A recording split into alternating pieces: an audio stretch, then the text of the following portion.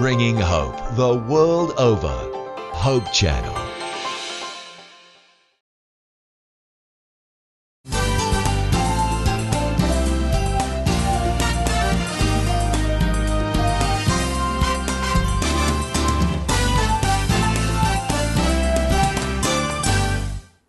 Isang magandang umaga na naman po sa inyong lahat. For our topic for the day, we'll talk about posture. And posture is very significant sa bawat isa sa atin. It promotes confidence and it gives other people the idea na lagi tayo on the go. But what happens if our posture is affected? Naku, malaking problema yan.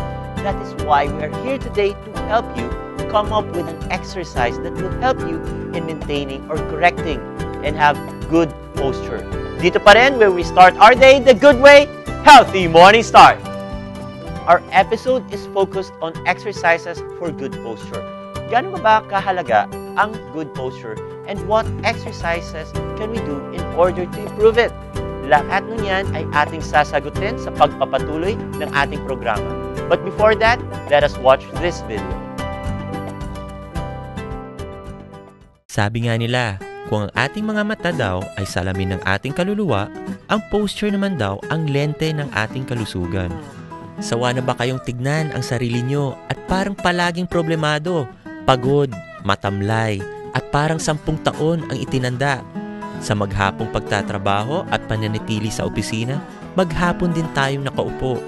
Imagine, halos kalahating araw o higit pa ang ginugugol natin sa pagtutok sa tambak-tambak na gawain sa opisina. Paano ka naman hindi mawawala ng posture niyan? Pero, don't worry mga kaibigan, pag-uusapan po natin ngayon ang mga solusyon at payo ukol sa problemang yan. Makakasama natin ngayon si Dr. Jimilo De Castro, isang Doctor of Physical Medicine and Rehabilitation na magbibigay kaalaman sa atin sa pangangalaga ng ating posture. Ang posture po ay isang karakteristik po ng isang tao na nag-differentiate sa atin sa mga animals, na kung saan yung line of gravity ng falls natin ay balance for front and back, right and left side. Yung hindi pag-observe ng ganung tamang posture, mag-contribute yun sa sakit sa likod or magkakaproblema sa posture. So it's either it's caused by prolonged standing na mali ang posture, prolonged sitting na mali ang posture, or maling paghiga rin. Okay, kasi iba-iba ang depende sa age group. But of course, ang common na kinocomplain ng pasyente sa bad posture is pag nagbuhat ng mabigat na mali ang posture. So dapat, at least, ang tamang posture pag nagbuhat ng mabigat is ilapit mo yung weight sa center ng katawan mo, and then i-bend mo yung knees, and then saka mo ataas. Hindi yung para naka-bend yung hips, naka-straight ang tuhod, sasakit talaga ang likod mo nun. So that's one way to observe kung ano yung tamang posture tsaka hindi. At saka sa mga bata, di ba, ang mga bata ngayon, ang bibigat ng mga libro. Okay, so, yes, sa school. So kailangan, wag silang pabitbitin ng mabigat na mga libro. Instead, let them use a trolley.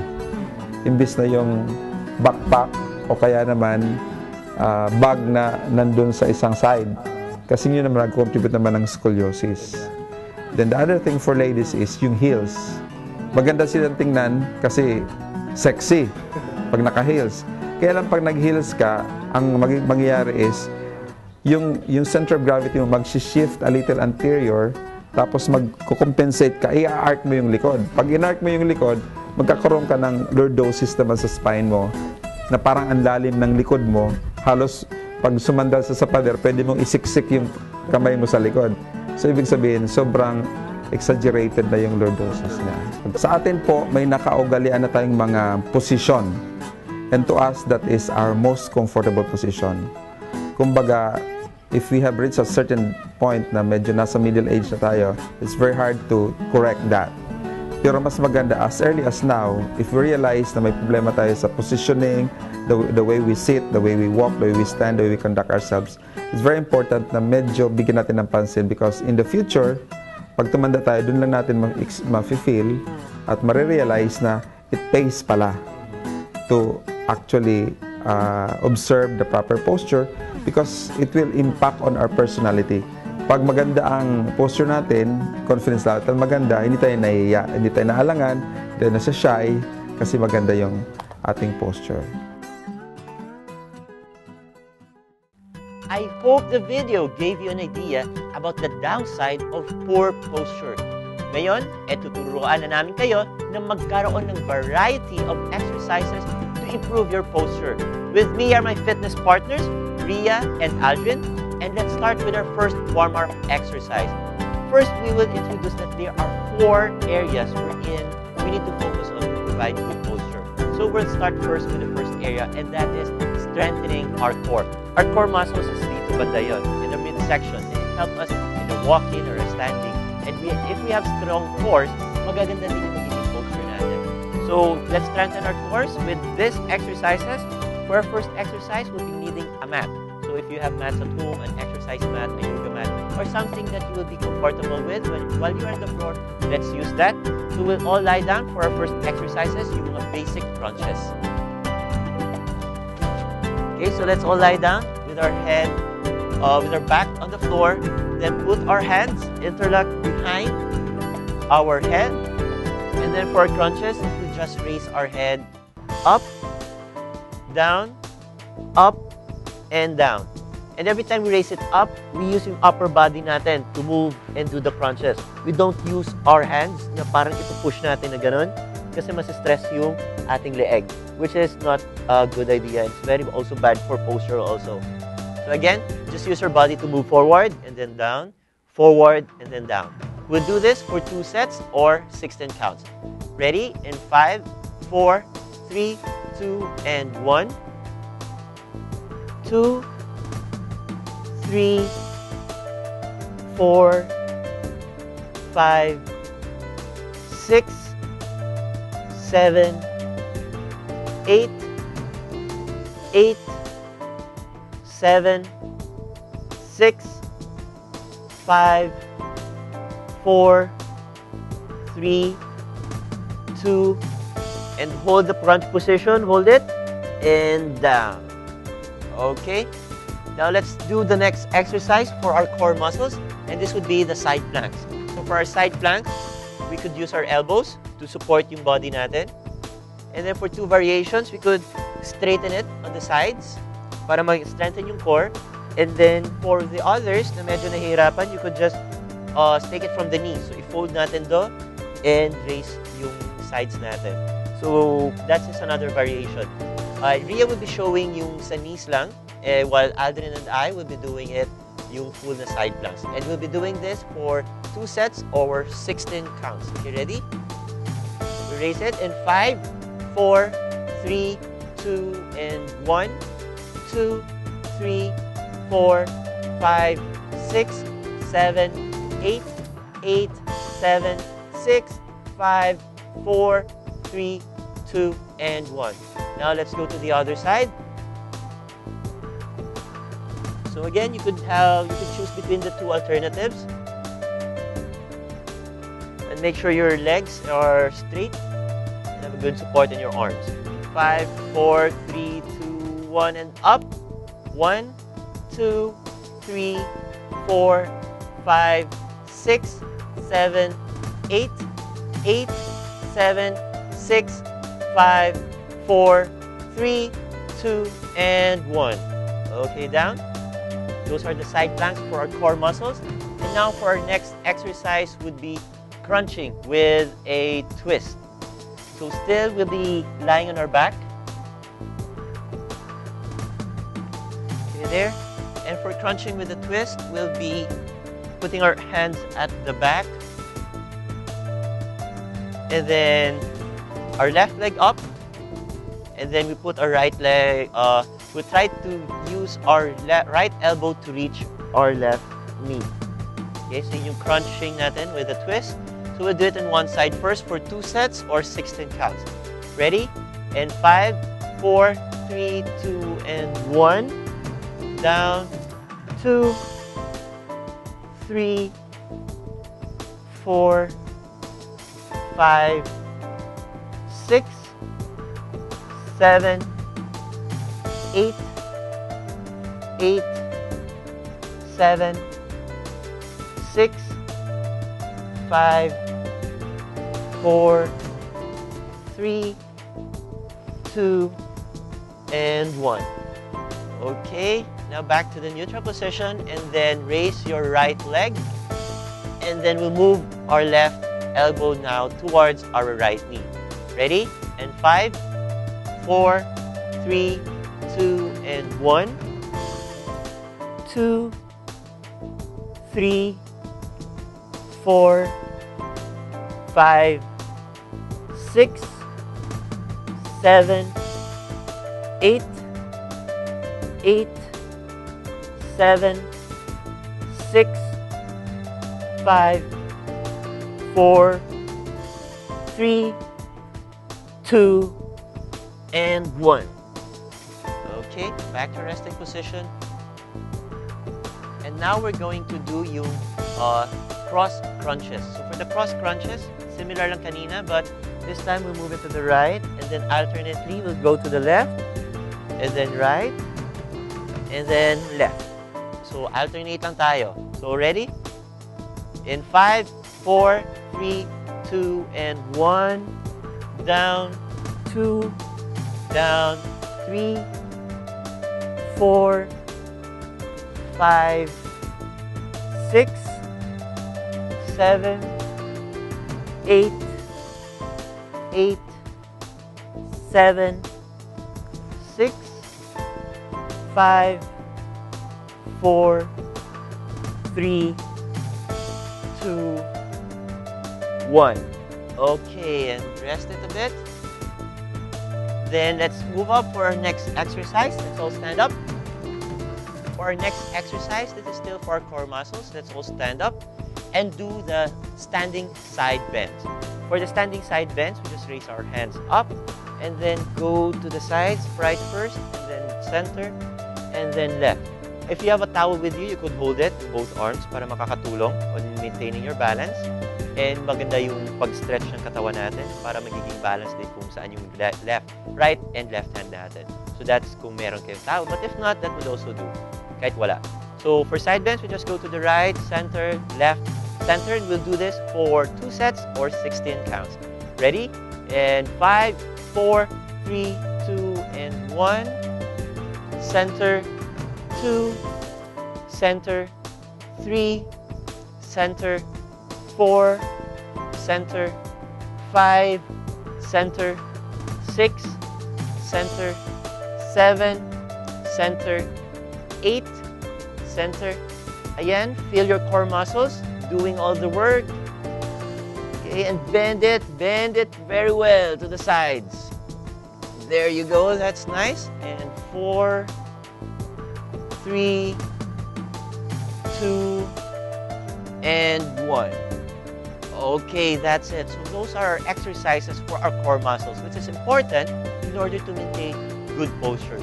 Yung next set of exercises naman natin is to fix rounded shoulders. So we want kapag good posture tayo, maganda yung core muscles natin and our shoulders are not rounded. So medyo straight siya and a bit flat on the side, medyo sharp looking. So we want to look and stand straight. The core muscles and hindi slouch. So we want to have good fixed shoulders. So first would be yung standing chest stretch. And this is how we do yung standing chest stretch natin. I'll show it to you from the side. So you put our hands back, our fingers will be interlocked, and then we push our hands and expand yung chest area natin. So push this down and expand yung chest area natin. Then we hold this position for 2 sets or 16 counts. Okay? Ready? In 5, 4, 3, 2, and 1, 2, 3, 4, 5, 6, 7, 8, 8, 7, 6, 5, 4, 3, 2, and 1. Okay, now let's face front and do the next stretch. This would be the torso stretch. The torso stretch naman ngayon would be just put your hands up. Okay. Up high, then just simple as that, and hold that position for 2 sets or 16 counts. So medyo put it a little bit back and make sure na straight yung katawan. You don't have to move back talaga or medyo naka-lean forward. So just straight. Parang yun, you're trying to imitate a good posture with this stretch. Okay, ready? In 5 counts. 5, 4, 3, 2, and 1. 2, 3, 4, 5, 6, 7, 8, 8, 7, 6, 5, 4, 3, 2, and 1. Okay. Our next exercise would be yung standing quad stretch. So if you've seen the previous episodes, we've been doing quad stretches, but sometimes sitting down or lying down. But this time, naka-stand tayo. Kasi nga, we want to have good posture while standing. And to do the quad stretch while standing is, I'll show it to you on the side. We just have to grab yung right foot natin with our right hand and press it on the back. And to maintain our balance, you could hold on the wall or extend nyo lang yung arms ninyo. Or you could, kaya naman, you could stand straight lang. And we'll do this stretch. We'll hold it for 2 sets or 16 counts. Okay, ready? We'll do this stretch in 5, 4, 3, 2, and 1, 2, 3, 4, 5, 6, 7, 8, 8, 7, 6, 5, 4, 3, 2, and 1. Now we move into our next leg. So we'll face the other way. And to do it on the other side, we use our left hand and touch our left foot. Okay, then we extend our quads a bit back para ma-stretch to. And then yung shoulders natin should be straight. So then maintain our balance. Okay, ready? So we'll do this again in 2 sets or 16 counts. Okay, ready? Lift our legs. Maintain our balance in 5, 4, 3, 2, and 1. 2, 3, 4, 5, 6, 7, 8, 8, 7, 6, 5, 4, 3, 2, and 1. Okay, that's our set in order to fix yung rounded shoulders natin. So again, in order to improve posture, first we need a good core and then rounded shoulders. Fix that rounded shoulders. Next would be to neutralize naman yung tilted hips. Medyo dapat hindi tayo balance din tayo in the center, so hindi tayo swing masyado from side to side. So we need to have balanced hips, and we need to neutralize yung mga tilted hips na yan. And we have few exercises to do that. So we've been kneading our mats this time, and we're gonna do yung bridges. So for the bridges, this is a bit different to the previous episodes that we had. So for the bridges, we'll be raising it one at a time. Parang naka-level siya instead of raising it high up talaga. So this is how we do it. So raise muna halfway, and then up, then down. So that's how we do the bridges. So middle, up, and then down. Okay, so this is a way to neutralize yung tilted hips natin and improve our postures. Okay, and that is one exercise wherein we could neutralize yung tilted hips natin and improve good posture.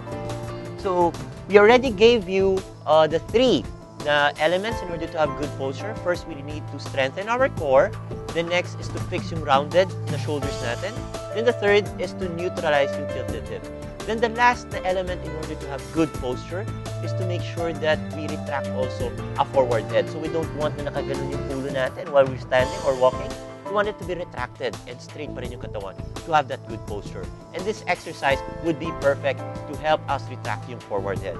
So we'll do this with exercise, mga head exercises nito. Just one exercise to show you. We cross our legs, and then for our head neck stretches, what we're doing is we tilt it muna to the right, and then forward, tilt it to the left, and then back. Okay, so right, forward, left, and then back. So we do that again for 2 sets or 16 counts. And ready? In 5, 4, 3, 2, and 1.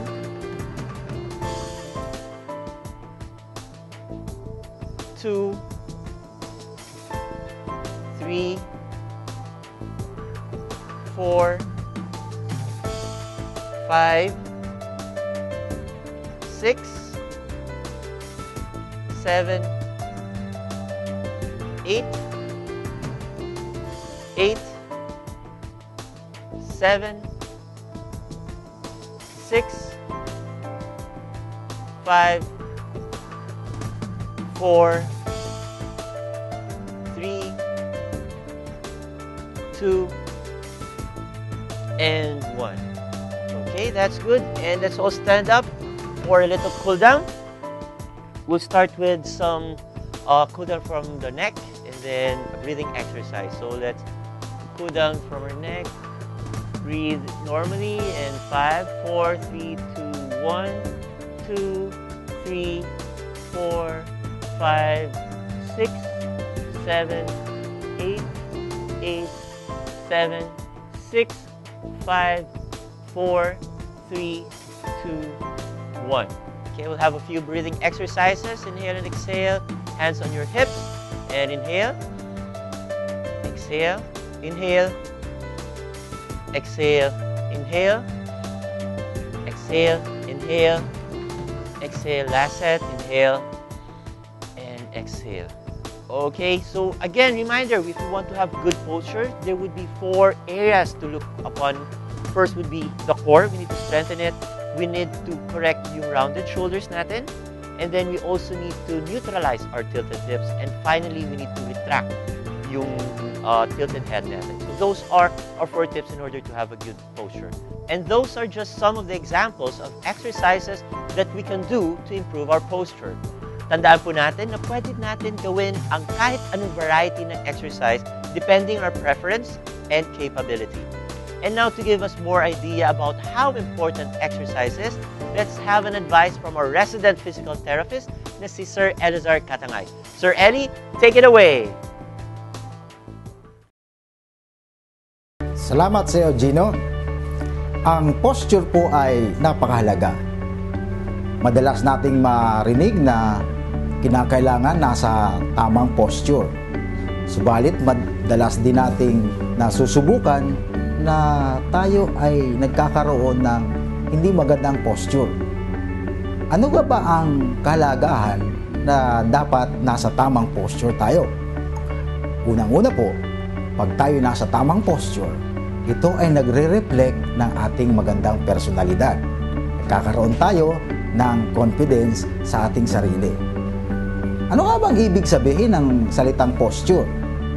Ito po ay ang tamang pamamaraan kung paano natin ilalagay sa tamang posisyon at nasa magandang ayos ang ating katawan.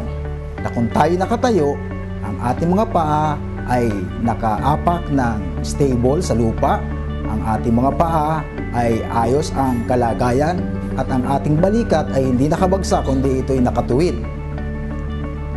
Para natin maiwasan ang hindi magandang posture, kinakailangan ang ating mga muscles na nagme-maintain ng ating balikat at ng ating ulo ay mapanatili nating malakas upang maiwasan natin ang pagbagsak ng ating balikat at pag-iko ng bahagya. Kinakailangan tayo ay laging nasa tamang posture. Bakit nga po ba merong mga bad posture? Anong mga dahilan kung bakit nakaka-experience tayo ng bad posture? Unang-una, pag ang ating mga muscles na ito ay nanghihina, nakaka-experience tayo ng fatigue. Hindi natin namamalayan, ang ating mga balikat ay bumabagsak na at tayo ay napapayuko na. At pag ito ay ating naranasan, nagiging komportable na tayo sa ganitong kalalagayan hanggat nasanay na tayo. Pag tayo po ay nasanay na sa ganong kalalagayan, maaaring magkaroon tayo ng mga problema sa liig. Meron pong mga spondylitis na tinatawag ang mga doktor na kung saan ang ating mga liig ay nananakit, apektado ang mga muscles, pati ang mga nerves dito sa ating likuran liig. Kaya po, mahalaga na i-maintain natin na maganda ang ating tayo. Paano po ba natin mapapanatili ang magandang posture? Tandaan po natin, ang pag-exercise ng ating mga muscles na humahawak sa ating likod, sa ating balikat, kinakailangan mapanatili natin silang malakas upang hindi laging napapagod, na kayang-kaya nilang ihawakan ng maayos ang ating katawan. Tandaan po natin, pag tayo nag-i-exercise, yung pag-inhale at pag-exhale para mapanatili natin ang magandang supply ng oxygen. At yun nga po pala, pag nasa tamang posture tayo, ito'y nakakatulong sa respiratory system ng ating katawan. Hindi nagkakaroon ng balakid o hindi na babarahan ang mga daanan ng hangin sa ating paghinga, pagpasok at paglabas ng hangin. Kaya napakaganda ng takbo ng ating mga pangangatawan. Isa pa po dapat natin dandaan na ang posture ay nakakapagpadagdag ng ating self-confidence. Hindi tayo mahihiyang humarap kahit sinong taong ating kausap. Kung meron tayong mga meeting na ina-attendan, kung meron tayong mga seminars na nagpa-participate tayo, pag nasa tamang posture tayo, confident tayo na alam natin kung ano ang ating sinasabi at ibabahagi sa kanila. Kaya po mga kaibigan, lagi nating tatandaan na magkaroon tayo ng magandang posture, panatilihin natin na malakas ang ating katawan upang lagi tayong okay na okay. Magiging healthy tayo, magiging tayong masaya at maligaya sa ating mga buhay. Back to you, Gino. Alright! And thank you very much, sirs. And I'm sure marami naman natutunan ang ating mga televiewers. And now, before we end, let's all pause for a short prayer. Let us all pray. Our loving Father in heaven, we thank you, dear Lord, for this beautiful morning that you've given us. We thank you, dear Lord, for what we learned about good posture, and may from it come out also good character and good deeds that is worthy to be called your children. We thank you, dear Lord, for all the blessings that we receive, and continue to guide us in all our decisions and our actions. And this we all ask through Christ our Lord. Amen. Okay, and I guess we don't have much time. Salamat sa pagtutok po ninyo sa aming programang Pangkalakasan. Patuloy po kayong sumuporta sa aming programa, and I guarantee you na hindi lang kayo matututo ng mga exercises, kundi mararamdaman nyo din ang pangangalaga ng Diyos sa inyo. Dito pa rin, where we start our day the good way, Healthy Morning Start!